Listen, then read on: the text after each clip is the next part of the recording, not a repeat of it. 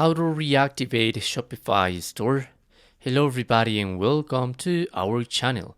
Today you're going to learn how you can reactivate your store here in Shopify.com. So please watch till the end to properly understand the tutorial.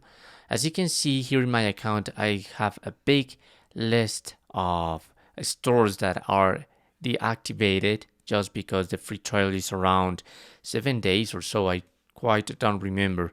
So if you want to just create a store just as a test, if you want to get something to learn something about Shopify and your free trial has been over, so you just can click here and create a store and that's it, okay? But if you have a specific store and it's deactivated, it's perhaps because you forget to pay your subscription, your membership. So let's suppose the first one is the one that I want.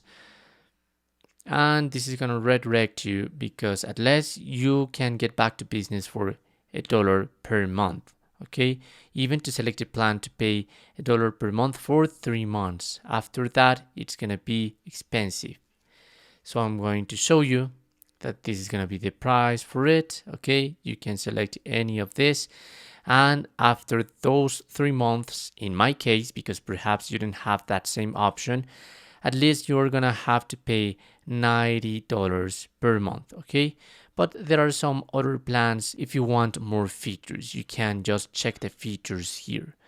And that's how you can do it. Once you have selected your plan and the retail and the starter, even if you choose one, it could be a good plan. So let's suppose I'm gonna choose the starter. I'm gonna pay yearly, even it could be like cheaper. I'm going to confirm my business address, my payment method, and to subscribe. And that's how you can do it. Thanks for watching.